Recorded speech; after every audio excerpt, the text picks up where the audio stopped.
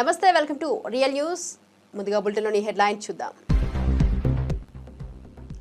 Telangana BJP అధ్యక్షుడి ఎంపికపై రాజాసింగ్ సంచలన వ్యాఖ్యలు. అధ్యక్షుడిని ఓటింగ్ ద్వారా ఎన్నుకోవాలని డిమాండ్. అధిష్టానం ఒకరి పేరు ఖరారు చేసిందన్న ప్రచారంపై స్పందన.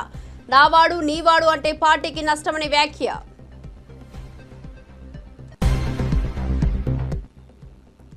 తన భర్త అమాయకుడు అన్న పూర్ణచంద్ర భార్య స్వప్న స్వేచ్ఛ తన భర్తను వేధించిందని ఆరోపణ. పూర్ణచంద్రను బ్లాక్మెయిల్ చేసిందని వెల్లడి.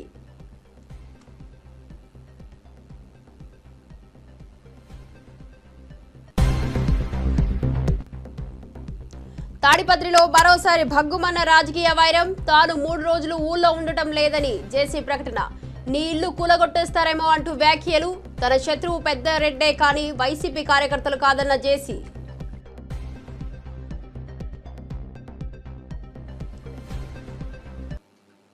డీటెయిల్ చూస్తే అమరావతిలోని ముఖ్యమంత్రి నివాసంలో ఆదివారం రాత్రి జరిగిన విందు భవిష్యత్తుకు బీజాంకురం క్వాంటం శాస్త్రజ్ఞులు, ప్రపంచ ఐటీ దిగ్గజాలు, జాతీయ మేధో నేతలు ఒకే వేదికపై సమావేశమయ్యారు. IBM, Microsoft, AT&T, Warner brothers discovery వంటి కంపెనీల ప్రతినిధులు పాల్గొన్నారు. విందులో ఉన్న ప్రతి ఒక్కరూ తమ రంగాల్లో అంతర్జాతీయంగా పేరు ప్రఖ్యాతులున్న వారే. టెక్ దిగ్గజాలు Microsoft, IBM, Amazon, HCL, TCS, Bharat Biotech, Doctor Reddy's వంటి సంస్థలు ప్రతినిధులు విందులో పాల్గొన్నారు. ఈ సమావేశం భవిష్యత్తుకు న్యూవే ప్రణాళికలపై చర్యలకు వేదికైంది. ఈ భేటీ ఆంధ్రప్రదేశ్ అభివృద్ధికి కీలకమని విశ్లేషకులు భావిస్తున్నారు.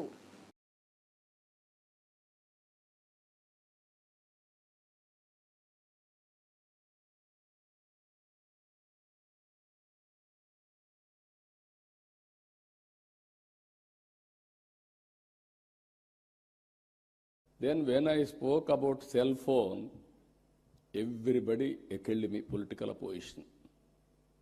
Cell phone can give food or shelter or water, what you are talking, why you are doing all these things, who wants this, like that. Today, after 25 years, wife can live without husband, husband can live without wife, both cannot live. స్వేచ్ఛ ఆత్మహత్య కేసులో కొత్త మలుపు తలెత్తింది. పూర్ణచంద్ర భార్య స్వప్న మీడియాకు video ద్వారా స్పందించారు.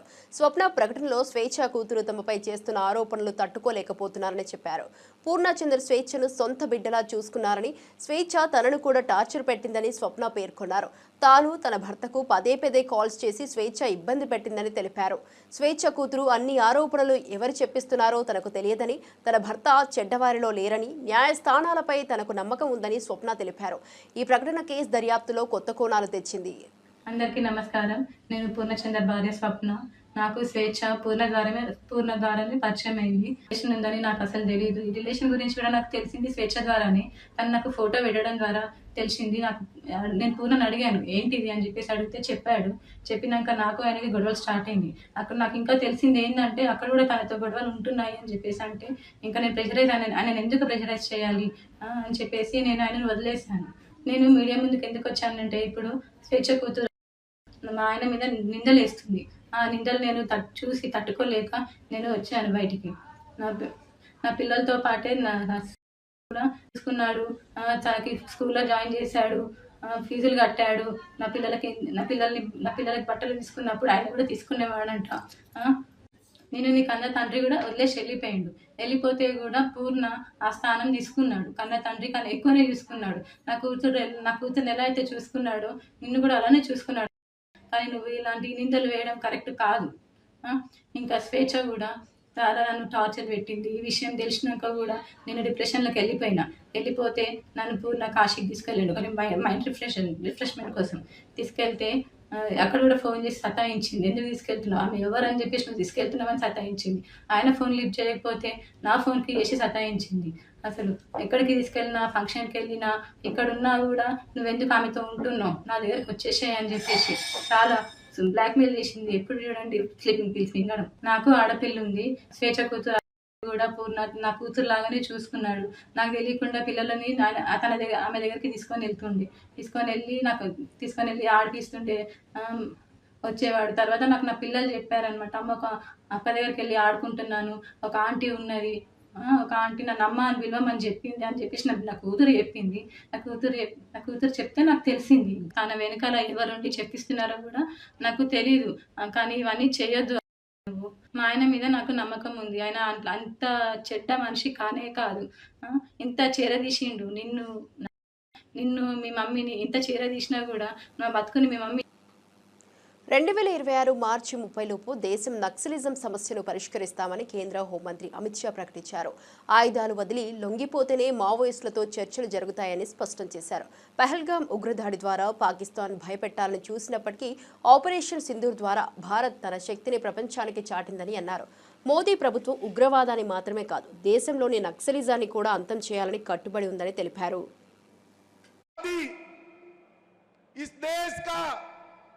आदिवासियों के क्षेत्र में 40,000 लोगों का जान गया। मेरे कई आदिवासी भाई पैर गवा बैठे, हाथ गवा बैठे, जान गवा बैठे। मुझे बताओ निजामाबाद वालों, ये नक्सलवादियों को समाप्त करना चाहिए या नहीं करना चाहिए? जोर से बोलो, करना चाहिए या नहीं करना चाहिए? ये तेलंगाना कांग्रेस पार्टी के अध्यक्ष कहते हैं कि इनको शरण में लाओ। कौन ना बोल रहा है भाई? जिसको सरेंडर करना है करे। मैं इस मंच पर से कहता हूं, सारे लोग हथियार छोड़ दो और सरेंडर करो। मगर सरेंडर नहीं करेंगे तो हमने तय किया है 31 मार्च 2026 के पहले इस देश से नक्सलवाद को हम समाप्त कर देंगे। కాంగ్రెస్ నేత మాజీ ఎమ్మెల్సీ కొండా మురళి ఇటీవల జరిగిన ఎన్నికల్లో 16 ఎకరాల భూమి అమ్మి 70 కోట్ల రూపాయల ఖర్చు పెట్టినట్లు తెలిపారు. తనకు ఇంకా 500 ఎకరాల భూమి ఉందని, ఇతరుల వద్ద నుంచి ఒక్క పైసా కూడా అవసరం లేదని స్పష్టం చేశారు. ఈ ప్రకటన రాజకీయ వర్గాల్లో ఆసక్తి రేకెత్తిస్తోంది. ఎన్నికల ఖర్చు మరియు భూముల వివరాలపై మురళి చేసిన వ్యాఖ్యలు విశేషంగా చర్చనీయాంశంగా మారాయి. తన సొంత వనరులతోనే రాజకీయాల్లో కొనసాగుతారని మురళి అభిప్రాయపడ్డారు. ఈ ప్రకటనతో ఆయన ఆర్థిక స్థైర్యాన్ని మరోసారి ప్రదర్శించారు. మీ దగ్గర ఒక పైసా అవసరం లేదు కొండమూర్లకి.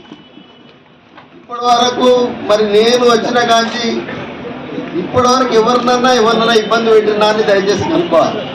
ఆ వాసవి కన్యకా పరమేశ్వర్ సాక్షిగా చెప్తున్నా.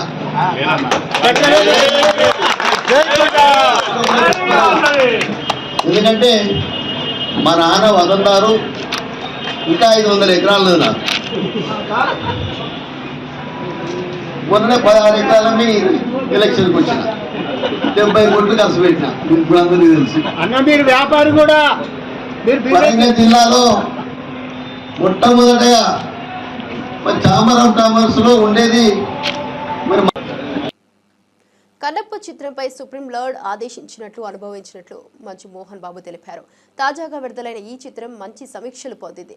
ఎన్నేళ్ల తర్వాత కూడా అభిమానులు ప్రశంసలు అందిస్తున్నారని అన్నారు. కన్నప్ప సినిమాలో మంచు విష్ణు ప్రధాన పాత్రలో నటించగా ముఖేష్ కుమార్ సింగ్ దర్శకత్వం వహించారు. మోహన్ బాబు నిర్మాత, ప్రభాస్, అక్షయ్ కుమార్, మోహన్ లాల్ కీలక పాత్రల్లో నటించారు. హైదరాబాద్ లో నిర్వహించిన థ్యాంక్స్ మీట్ లో మంచు మోహన్ బాబు మాట్లాడారు. ఇప్పుడు ఏదో సంవత్సరానికి 1-2 సినిమాలు, అప్పుడు ఇన్ని సభలు ఉండేటివి కాదు. ముందుగా హృదయపూర్వక అభినందనలు తెలియజేయవలసింది నా అభిమానులకి. దాదాపు 50 సంవత్సరాలు నటుడిగా, విలన్గా ఉన్నప్పటి నుంచి నన్ను ప్రేమించే వ్యక్తులు ఈ రోజుకి ఒక హీరో చేసినా విలన్ చేసినా ఆ అభిమానులకి ముఖ్యంగా ఎంత రుణపడి ఉన్నానంటే నా వంతు నేను ఏం చేస్తున్నానని ఆ అభిమానులకు తెలుసు. వాళ్ళు ఈ రోజుకి బ్యానర్లు కట్టుకుంటూ ఇన్ని సంవత్సరాల తర్వాత విజయం వచ్చిందని వాళ్ళు ఫోన్లు చేస్తూ వాళ్ళు మాట్లాడుతున్నారంటే ఇది పూర్వజన్మ సుకృతం. నేనేం మాట్లాడాలి?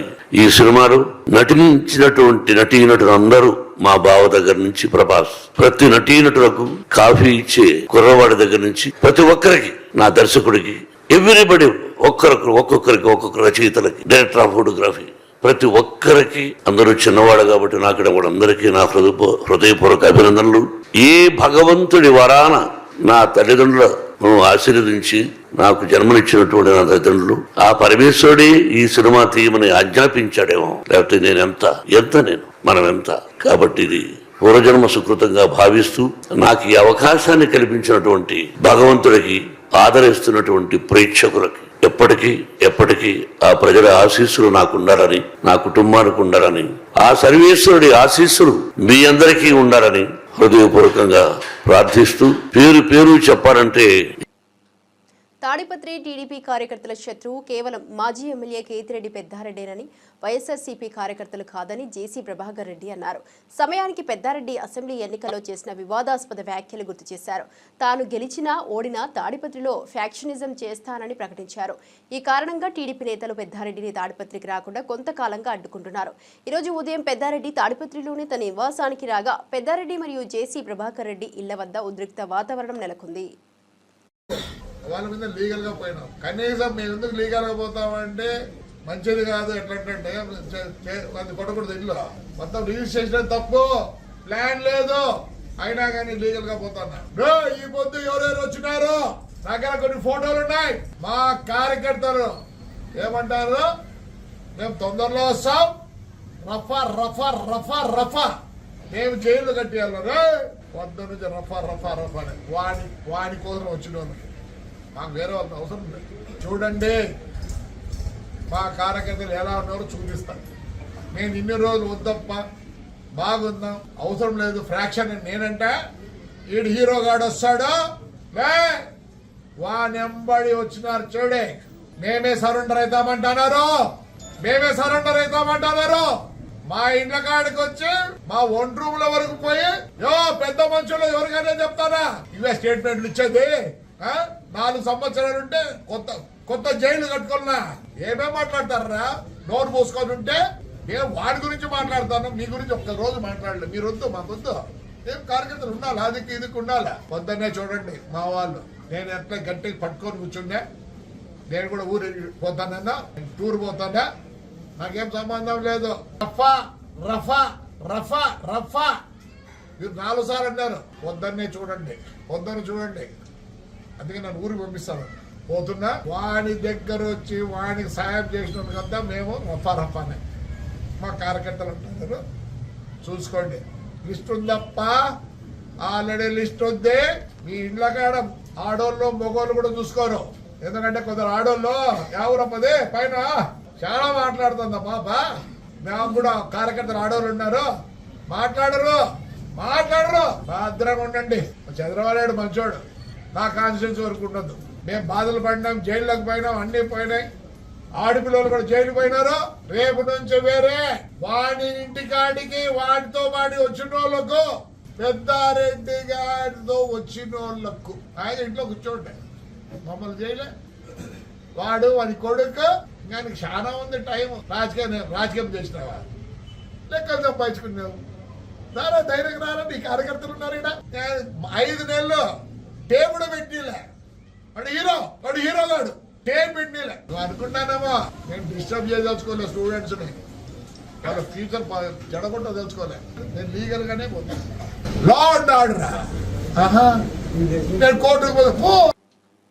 తెలంగాణ బీజేపీ రాష్ట్ర అధ్యక్షుడి నియామకంపై ఎమ్మెల్యే రాజాసింగ్ సంచలన వ్యాఖ్యలు చేశాడు. నావాడు నీవాడు అంటూ అధ్యక్షుడిని నియమించుకుంటే పార్టీకి నష్టం జరుగుతుందని హెచ్చరించారు. రాష్ట్ర అధ్యక్షుడిగా ఒక వ్యక్తిని అధిష్టానం నిర్ణయించినట్టు ప్రచారం జరుగుతోందని అన్నారు. రాష్ట్ర అధ్యక్షుడిని బూత్ కార్యకర్త నుంచి ముఖ్య నేత వరకు ఓటేసి ఎన్నుకోవాలని రాజాసింగ్ సూచించారు. ఈ వ్యాఖ్యలు తెలంగాణ బీజేపీ వర్గాల్లో కలకలం రేపాయి. పార్టీలో నాయకత్వ నియామకంపై రాజాసింగ్ అభిప్రాయం రాజకీయ వర్గాల్లో చర్చనీయాంశంగా మారింది. జనతా పార్టీ ప్రెసిడెంట్ ఏ విధంగా ఎన్నుకోవాలంటే బూత్ కార్యకర్త నుంచి సీనియర్ అధికారుల వరకు, సీనియర్ అధికారుల నుంచి పార్టీ యాక్టివ్ మెంబర్ వరకు అందరు కూడా ఓట్ వేసిన తర్వాతనే Bharatiya Janata Party Telangana president declare అయితే చాలా బాగుంటుందని నేను వ్యక్తిగతంగా అనుకుంటున్నాను. ఎందుకంటే గతంలో చాలా వరకు ఏ విధంగా వార్తలు నడిచిందంటే ఇది నా మనిషి, ఇది నీ మనిషి, ఈ నా మనిషి నీ మనిషి వల్ల పార్టీ సర్వనాశనం అయింది. అట్లాంటి కావద్దు. తెలంగాణలో భారతీయ జనతా పార్టీ ప్రభుత్వం రావాలంటే భారతీయ జనతా పార్టీ బూత్ కార్యకర్త మంచి ప్రెసిడెంట్ కావాలని నేను వ్యక్తిగతంగా అనుకుంటున్నాను. ఎందుకంటే చాలా వరకు కింద స్థాయి కార్యకర్తల మధ్యలో మేము ఉంటాం. కింద స్థాయి కార్యకర్తలు ఆలోచన ఏ విధంగా ఉంటుంది, ఎందుకంటే ఆ కింద స్థాయి కార్యకర్తల వల్లనే వాళ్ళు పని చేసినందుకే ఇవాళ 8 మంది ఎమ్మెల్యే మనం తెలంగాణలో గెలిచినాం. ఆ కింద స్థాయి కార్యకర్తలు, బూత్ కార్యకర్తలు పని చేసినందుకే 8 మంది ఎంపీలు కూడా గెలిచినాము. అందుకోసం ఆ కింద స్థాయి కార్యకర్త నుంచి పై అధికారి వరకు మా ప్రెసిడెంట్ ఈ విధంగా ఉండాలి, మేము ఈయనకి ఓటు వేస్తాం, ఆ విధంగా ఒక ఏపీ ప్రభుత్వం అమరావతిలో ప్రతిష్టాత్మకంగా ఏర్పాటు చేయనున్న క్వాంటమ్ వ్యాలీపై విజయవాడలో వర్క్షాప్ జరిగింది. ముఖ్యమంత్రి చంద్రబాబు, మంత్రి నారా లోకేష్ ఈ కార్యక్రమంలో పాల్గొన్నారు. ప్రపంచవ్యాప్తంగా క్వాంటమ్ అండ్ ఎకోసిస్టమ్ పరిస్థితి గురించి ప్రతినిధులను అడిగి తెలుసుకున్నారు. ఇక క్వాంటమ్ వ్యాలీ అభివృద్ధిపై చర్చించారు. ఈ వర్క్షాప్లో పాల్గొన్న ప్రతినిధులు, పరిశ్రమల ప్రముఖులు తమ అభిప్రాయాలు వ్యక్తం చేశారు. ఈ కార్యక్రమం ద్వారా అమరావతిలో క్వాంటమ్ వ్యాలీకి సంబంధించిన ప్రణాళికలు మరింత వేగవంతమయ్యాయి. Yeah, that is important. So in each hub there will be about 40 researchers. What about other countries which is leading as on Sir, today currently in type national, of total ecosystem? yeah, so I think in the national quantum mission type, the countries are having mission. Germany is having 5, 6, but where are they? US is really, if you look at the recent 2024 report which has just come a few days, 2 days back. Okay, let me say it not to be quoted. India is right now at 9th place in quantum, or 7th place depending on the way you count. Our goal is in the mission from 7th to 3rd. So the first one is US. They have a good margin because they started early also, and then we have China and France and Germany. So our goal is from 7th we have to jump to 3rd. So how many years? Sir, we in next 4-5 years, I think Minimum, because sorry, I was saying in sensing and communication, we can really be the top 3 in next 3 years. yeah. And in computing, if we focus on algorithms for the first 3 years, we can make a difference. The way we did in software as a service. Yeah. That's where our strength should be also, because now you can buy time. Even before your computer comes here in 1 year, we should make the... Only problem is even IT software also we missed products. Yes, That yes. is the biggest challenge Yes, now. exactly. Yes. I always used to tell for the last 30 years, even now we are not moving. Yeah. That is where we are having money and also scaling. We didn't do that like banking software or like what Germany thing is. All that they took the lead. This is where we had to create challenges for our youth Yes. and institutions. Then they had to Yes. break through. Now earlier nobody used to understand it is different, but now we are all there, Yes. and PM and all of you. What are you doing? Sir, these are the quantum labs. Communication. These are the labs that we would like to set up across engineering colleges. This is for the SSB minor program. So AICT has already launched a minor program, sir. And already 9 universities from Andhra Pradesh. So they have developed small, what I call teaching labs, for students and other things. And now we have launched that program also for... Tirumala శ్రీవారిని ప్రముఖ సినీ నటుడు are Madhavan, singer Rahul Sipligunj దర్శించుకున్నారు. ఈ సందర్భంగా వారు సుప్రభాతం సేవలో పాల్గొన్నారు. శ్రీవారి ఆలయంలో ప్రత్యేక పూజలు నిర్వహించి తమ భక్తిని వ్యక్తం చేశారు. తిరుమల దర్శనానికి వచ్చిన మాధవన్, రాహుల్ అభిమానులతో సందడి చేశారు. ఆలయ అధికారులు ప్రత్యేక స్వాగతం పలికారు. వీరి దర్శనం ఆలయ ప్రాంగణంలో విశేషంగా చర్చనీయాంశమైంది. భక్తులు, అభిమానులు పెద్ద ఎత్తున హాజరై వీరి దర్శనానికి సంతోషం వ్యక్తం చేశారు.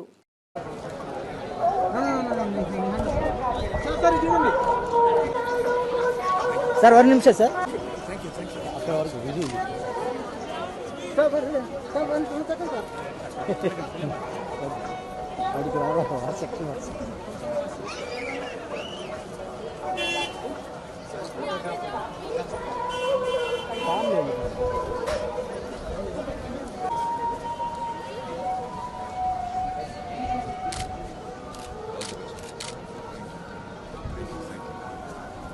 రా ఫాస్ట్ ఓకే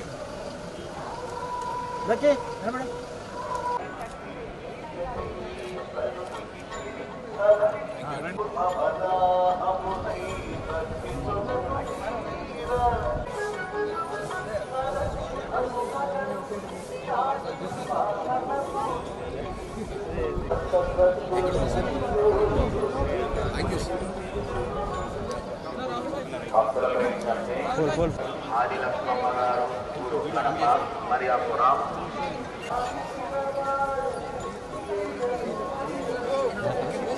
నన్ను దోహేస్తా వెనకరా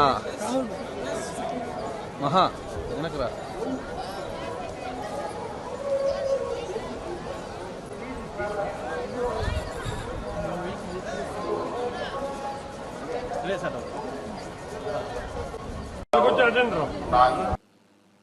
తెలంగాణలో బీజేపీని అధికారంలోకి తెచ్చేందుకు కృషి చేస్తానని మాజీ ఎమ్మెల్సీ రామచంద్రరావు ప్రకటించారు. తన పేరు ఇంకా అధికారికంగా ప్రకటించినప్పటికీ బీజేపీ జాతీయ అధిష్టానానికి ధన్యవాదాలు తెలిపారు.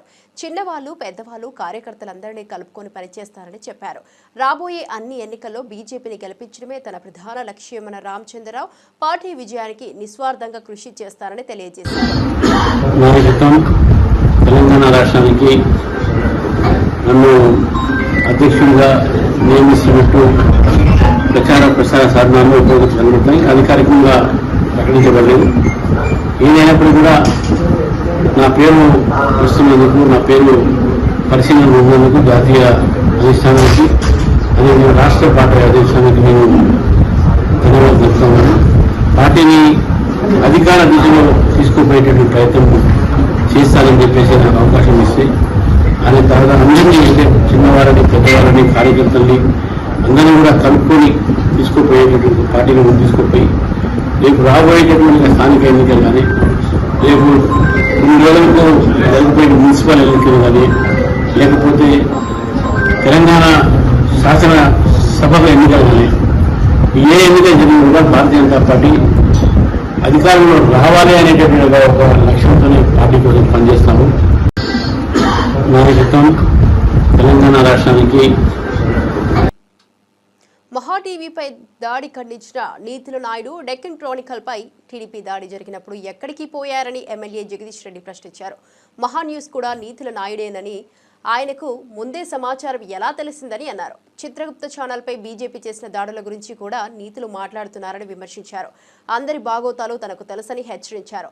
ఈ వ్యాఖ్యలు రాజకీయ వర్గాల్లో తీవ్ర చర్చనీయాంశమయ్యాయి. వాళ్ళు ఏమని తగలబెట్టించారు డక్కన్ క్రానికల్ ఆఫీస్ని? నిన్న నీతి సూత్రాలు వల్లించటనే కదా డక్కన్ క్రానికల్ ఆఫీస్ని తగలబెట్టించింది. ఎందుకు ఆంధ్రప్రదేశ్లో ఇవాళ ఇంకా దాడులు జరుగుతున్నాయి? ఒక ఛానల్ని మొత్తమే నిషేధం పెట్టి రాణిస్తలేరు నీతుల నాయుడు గారు. 2 నిమిషాల్లోనే తెలిసింది నీకు ఇక్కడ, పూర్తి కాకముందే, మా పిల్లల నిరసన పూర్తి కాకముందే తెలిసేసింది నీకు సమాచారము. ఎట్లా తెలిసింది?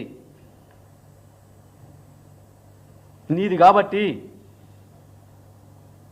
జరుగుతున్నదంతా నీది కాబట్టి, నీ నీడలో నడుస్తుంది కాబట్టి, నీ డైరెక్షన్లో, నీ కన్సర్న్లో నడుస్తుంది కాబట్టి తెలిసింది ఆ నిమిషంలో. మా తెలంగాణలో చాలా జరిగినాయి దాడులు, మరి మా వాళ్ళ మీద తెలవలేదు. ఎక్కడి నీతులు? ఇవ్వది క్రానికల్, డెక్కన్ క్రానికల్ మీద నీ కండవ కప్పుకొని చేసిన దాడి. లెస్ నీతులు ఎందుకు? ఆయన ఎవరో పవన్ కళ్యాణ్ అట, పాపం వారు నీతులు చెప్తారు. ఈ బీజేపీ వాళ్ళు పాపం వాళ్ళైతే ఇంకా హంతకుడే మళ్ళీ సావుకాడికి వచ్చి ఏడ్చినట్టుంటే వాళ్ళ ముచ్చట. ఏదో నీకు మాట్లాడలేదు అన్నాడు పిల్లగాడు చిత్రగుప్త ఛానల్ అని, బండి సంజయ్కి మాట్లాడరాలేదు అన్నాడు. నిజమే, నీ మాట అర్థం కాక తత్తరపిత్తర నుండి వాళ్ళు అన్నాడేమో. దాడి చేసి దాన్ని క్లోజ్ చేయించింది అంక. ఈ శాంతి బహుమతులు పొందిన వాళ్ళు మునగాని వీళ్ళంతా నోబెల్ శాంతి బహుమతులు పొందిన మునగాని వీళ్ళు మాట్లాడతారు మీడియాల గురించి ఒక్కడొక్కడు. యాడిపోయి మీ భాగవతాలు అన్నీ అట్టే ఉంటాయి, రికార్డ్ అయి ఉంటాయి ప్రతిదీ కూడా, ఏ ఒక్కటి పోదు. చాలా నీతి సూత్రాలు మాట్లాడుతున్నారు. 30 గజాలు 60 గజాలలో పేదలు కట్టుకున్న ఇండ్లు కూల్చేస్తారని బీజేపీ ఎంపీ ఈటల రాజేందర్ ఆగ్రహం వ్యక్తం చేశారు. బంజారాహిల్స్లో ఎకరాలు ఆక్రమించిన కాంగ్రెస్ నాయకులు 100 కోట్ల రూపాయలు భూమి రిజిస్ట్రేషన్ కోసం జీవోలు తెచ్చారని, వాటిని ఎలా న్యాయం చేస్తారని ప్రశ్నించారు. పేదలపై అన్యాయం జరుగుతుందని, నాయకుల కోసం ఆస్తులను కాపాడుతున్నారని విమర్శించారు. ఈటల వ్యాఖ్యలు రాజకీయ వర్గాల్లో సంచలనం సృష్టించాయి. పేదల పక్షాన నిలబడి అన్యాయాలను ప్రశ్నించడం ద్వారా ఈటల రాజేందర్ తన పదును చూపించారు. 20 గజాలలో ఇల్లు కట్టుకుంటోడు ఉన్నోడా లేనోడా, మూర్ఖుల్లారా కనబడతలే అని చెప్పి అడుగుతున్నా. ఇంత మా ప్రభాకర్ ఒక మాట చెప్పిండు, బంజారా హిల్స్లో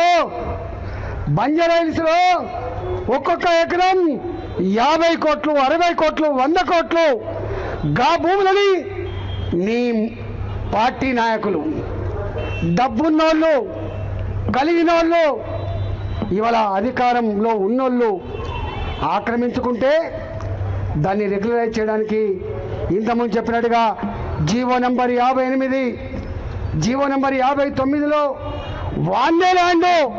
వాళ్ళ ల్యాండ్ 6 ఎకరాలు ఉంటుంది, కానీ 20 మంది పేరిట 30 మంది పేరిట చిన్న చిన్న బిట్లుగా చేసి వారికి రిజిస్ట్రేషన్ చేసావు కదా కొడుక. ఇవాళ ఈ 30 గజాలని 60 గజాలని ఇల్లు కొలగొట్టి వాళ్ళ బతుకులలో మట్టి కొడితే నీకు ఏమాత్రం న్యాయం అవుతుందా నా కొడుక. తెలంగాణలో మహిళలను తప్పుగా చూపిస్తే తలకాయలు పట్టి రప్ప కోసి పారేస్తారని మాజీ మంత్రి శ్రీనివాస్ గౌడ్ తీవ్ర హెచ్చరిక చేశారు. మీ అక్క, చెల్లి, తల్లిని అలానే చూపిస్తే ఊరుకుంటారా అని ప్రశ్నించారు. మహిళల జోలికి పోకుండా విమర్శలు చేయండి గౌడ్ సూచించారు. ఇక ఈ వ్యాఖ్యలు మహిళల గౌరవ పరిరక్షణపై ఆయన కట్టుబాటును స్పష్టం చేస్తున్నాయి. తెలంగాణలో రాళ్లతో కాదు, అసలు యాక్చువల్ గా ఆడవాళ్ళ జోలికి వస్తే తలలు నరుకుతారు రవి, తలలు నరికేస్తారు, నాలుకలు కోసేస్తారు. తెలంగాణలో బిడ్డ మా చెల్లెల మీద అపాడం వేస్తావా, మా అక్క మీద అపాడం వేస్తావా, మా అమ్మ మీద అపాడం వేస్తావా, కొడుక చూసిన వారా కొడుక రారా అని తలకాయని పడకాల వాటి గీసి రప్పరప్ప కోసి పాలెంటారు, లేకపోతే నరికి పాలెంటారు. అవి చేసేది తెలంగాణలో. ఏదో రాయి వేసినంత మాత్రం నువ్వు అర్థం మరిగిపోయింది రవి. కానీ తెలంగాణ గుండె కలిగిపోలేదా? ఏ ఆడవాళ్ళు అయితే మీరు చూపిస్తున్నారో, ఏ ఆడపిల్లలు అయితే రమ్మన్నాడు, పోయిండు, చూసింది, బదిలిస్తే పండుకునే ఏదో మాట్లాడుతున్నారో, మరి నీ అక్కనో చెల్లెనో చూపించురా, మరి నీకెంత బాధ అయితే తెలుస్తుంది. ఆడవాళ్ళ జోలికి రాకుండా నువ్వు మాట్లాడు, ఆడవాళ్ళ జోలి లేకుండా నువ్వు ఏదైనా దమ్ముండి ఎదుర్కోవడానికి ఎవరే కానీ ఆడవాళ్ళ మీద నీచంగా చూపిస్తే తెలంగాణ సమాజం నడపాలి సహించదు. మీరు పడుకొని నింటది ఒక పూట ఉపవాసం ఉంటారు, కానీ ఇలాంటి చెడ్డది కుటుంబ సభ్యుల ఆడవాళ్ళ. సంగారెడ్డి జిల్లా అగ్ని ప్రమాద ఘటనా స్థలాన్ని మాజీ మంత్రి హరీష్ రావు పరిశీలించారు. ప్రమాద సమయంలో 140 మంది కార్మికులు లోపల ఉన్నారని స్థానికులు చెబుతున్నారు. కానీ అధికారులు 8 మంది చనిపోయారని, 26 మంది చికిత్స పొందుతున్నారని చెబుతున్నారు. అంటే మొత్తం 34 మంది మాత్రమే. ఇంకా ఎంతమంది శిథిలాల కింద ఉన్నారో అర్థం కాని పరిస్థితి ఉందని హరీష్ రావు ఆందోళన వ్యక్తం చేస్తున్నారు. ఈ పరిస్థితులు అధికారుల నిర్లక్ష్యాన్ని ప్రతిబింబిస్తున్నాయని విమర్శించారు. కార్మికుల భవితవ్యంపై ప్రభుత్వాన్ని జాగ్రత్త పడాలని కోరారు. కంట్రోల్ రూమ్ పెట్టండి, ఒక కామన్ ఫోన్ నంబర్ ఇవ్వండి. ఇన్సిడెంట్ జరిగింది 9 గంటలకు, దాదాపు 1 అవుతా ఉంది, 5 గంటలు అయింది. ఏం చేస్తున్నారు 5 గంటల నుంచి? ప్రభుత్వం ఏం చేస్తుంది? అధికారులు ఏం చేస్తున్నారు?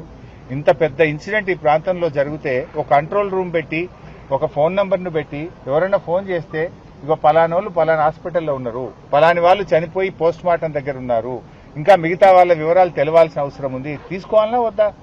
ఇప్పుడు ఒక 4-5 నాకే కలిస్తే నేను తీసుకెళ్లి అక్కడ కలెక్టర్ గారికి, ఆర్డీఓ గారికి కల్పించాల్సిన పరిస్థితి ఏర్పడ్డది. ఎంత ఇర్రెస్పాన్సిబుల్ గా ప్రభుత్వము, ఈ అధికార యంత్రాంగం పనిచేస్తుందంటే ఇది నిజంగా చాలా బాధాకరం. ఒకవైపు ఎన్డీఎస్ఆర్ఎఫ్ బృందం అద్భుతంగా లోపల పోయి పనిచేస్తున్నారు, వాళ్ళను మనం అభినందించాల్సిందే. కానీ రెవెన్యూ యంత్రాంగము, జిల్లా యంత్రాంగం ఏం చేస్తున్నట్టు? బయట నేను ఇప్పుడు చెప్పాను, ఒక టేబుల్ పెట్టుకోండి, ఒక చిన్న హ్యాండ్ మైక్ పెట్టుకోండి, ఓ 2 తహసీల్దార్లను 2 ఎస్ఐలను ఆడ కూర్చోబెట్టండి, ఓ లిస్టు దగ్గర పెట్టుకోండి, ఎవరెవరిని ఏ హాస్పిటల్కి పంపించమంటే ఒక లిస్టు పెట్టుకోండి, చనిపోయిన వాళ్ళది ఒక లిస్టు పెట్టుకోండి, అసలు డ్యూటీలో ఎంతమంది ఉన్నారో, ఆ రోజు మార్నింగ్ షిఫ్ట్కి ఎంతమంది పంచ్ చేసినారో అటెండెన్స్ లిస్ట్ ఒకటి పెట్టుకోండి. అంటే డ్యూటీ ఎంతమంది పంచ్ చేసిండ్రు, అసలు డ్యూటీలో ఎంతమంది ఉన్నారంటే ఒక్కొక్కరు ఒక లెక్క చెప్తున్నారు. కలెక్టర్ది ఒక లెక్క ఉంది, ఎస్పీది ఒక లెక్క ఉంది, ఇంకొకరిది ఇంకో లెక్క ఉన్నది. డ్యూటీలో ఎంతమంది ఉన్నారు ఆ టైంకు 9:18 అంటే ఇప్పటి వరకు 5 గంటలైనా ఎంతమంది షిఫ్ట్లో పనిచేస్తున్నారో అధికారులు చెప్పడం లేదు. అసలు ఏ వివరాలు కూడా లేకుండా బాధ్యతారహిత్యంగా పనిచేసినట్టు కనబడతా ఉంది. మరి రాష్ట్రంలో కార్మిక శాఖ మంత్రి ఏం చేస్తున్నట్టు? మరి ఇప్పటి వరకు నా బులెటిన్ అప్డేట్ చూస్తూనే ఉండండి రియల్ న్యూస్.